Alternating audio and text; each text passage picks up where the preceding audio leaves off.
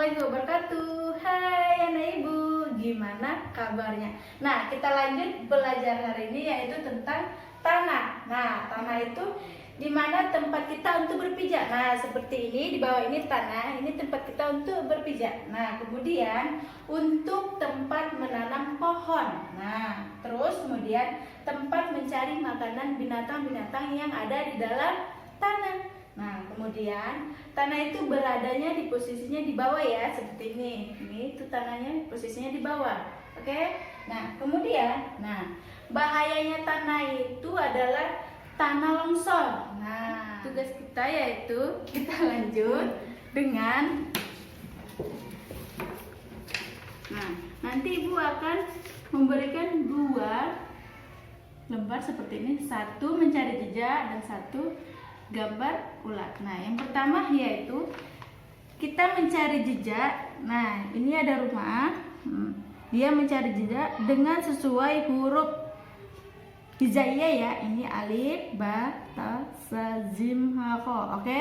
Nah, kita boleh pakai pensil, boleh pakai krayon, boleh diwarnain, tapi sesuai dengan jejak tersebut. Oke, nah Ibu. Nah, kemudian kita akan mewarnai. Nah, mewarnainya 2 warna. Nanti dia hasilnya akan seperti ini. Di sini pertama yaitu warna hijau, kemudian warna biru. Nah, warna biru ini ditimpahin dengan ke hijau. Dia nanti menjadi warna apa? Nah, kemudian nih. Oke. Nah, nanti dilanjutkan ya. Oke, terima kasih. Assalamualaikum warahmatullahi wabarakatuh. Kisah Nabi Yakub alaihi salam. Nabi Ishak alaihi salam mempunyai 2 orang anak, yaitu Is atau Aish dan Yakub. Ketika usia Nabi Ishak sudah lanjut, penglihatan dan pendengarannya tidak lagi baik. Ishlah yang setiap hari melayani kebutuhan Nabi Ishak. Itu adalah tanggung jawabnya sebagai anak tertua. Suatu ketika, sang ibu meminta Yakub untuk menyiapkan makanan untuk Nabi Ishak. Yakub mengerjakan perintah ibunya dengan senang hati. Melihat perilaku anaknya yang sangat baik, Nabi Ishak mendoakan Yakub. Beliau berkata, "Semoga engkau menurunkan nabi-nabi dan raja."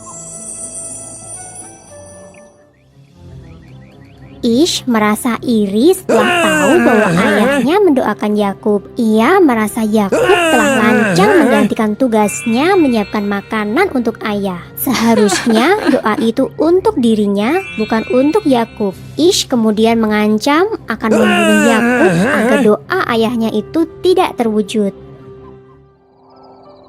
Mengetahui bahwa hubungan kedua putranya tidak harmonis, sang ibu menyuruh Yakub untuk pergi ke Paddan Aram, ke rumah pamannya. Yakub pun menuruti perintah ibu. Ia pergi secara sembunyi-sembunyi pada malam hari. Karena kebiasaan inilah Yakub disebut Israel, yang berarti berjalan di malam hari. Yakub tiba di Paddan Aram dengan selamat. Ia kemudian mencari rumah pamannya dan meminta izin untuk tinggal di sana. Sang paman mengizinkan Yakub untuk tinggal. Ia bahkan menganggap Yakub sebagai anaknya sendiri. Laban bin Batwih atau paman Yakub adalah seorang yang dermawan.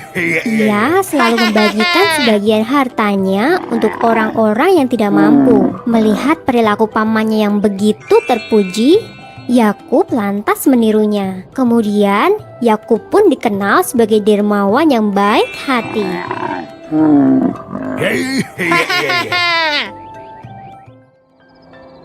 Pada suatu ketika, Yakub bermimpi bertemu dengan malaikat. Ia juga mendengar suara yang mengatakan bahwa kelak ia akan mendapatkan keturunan dan bumi ini akan menjadi miliknya dan milik keturunannya. Begitu terbangun, Yakub segera berdoa dan mengucapkan syukur. Melihat perilaku keponakannya yang begitu terpuji, Laban bin Batwih, paman Yakub, berniat menjodohkan Yakub dengan salah satu putrinya. Yakub pun memilih menikah dengan sang adik, Rahil, yang memiliki paras rupawan. Namun setelah waktu berjalan, Yakub juga menikahi Lailah, putri tertua pamannya. Saat itu, menikah dengan kakak adik belum dilarang oleh agama. Yakub juga menikah dengan Zulfa dan Balha. Dari keempat istrinya, Yakub dikaruniai 12 anak laki-laki. Yakub yang kemudian diangkat sebagai nabi mengemban tugas untuk dakwah di Kanaan. Dari anak cucu Nabi Yakub inilah kelak akan lahir beberapa nabi Bani Israel. Mereka adalah Nabi Musa alaihi salam, Nabi Harun alaihi salam, Nabi Ilyas alaihi salam, Nabi Ilyasa alaihi salam, Nabi Dahud alaihi salam, Nabi Sulaiman alaihi salam, Nabi Zakaria alaihi salam, Nabi Yahya alaihi salam, Nabi Isa alaihi salam, dan Nabi Yunus alaihi salam. 11 orang keturunan Nabi Yakub ini nantinya akan diangkat menjadi Nabi Allah. Sumber dalam Al-Quran adalah surat Syod ayat 45-47. Dan ingatlah hamba-hamba kami, Ibrahim, Ishak, dan Yakub yang mempunyai perbuatan-perbuatan yang besar dan ilmu-ilmu yang tinggi. Sesungguhnya kami telah mensucikan mereka dengan menganugerahkan kepada mereka akhlak yang tinggi, yaitu selalu mengingatkan manusia kepada negeri akhirat. Sesungguhnya mereka pada sisi kami benar-benar termasuk orang-orang pilihan yang paling baik.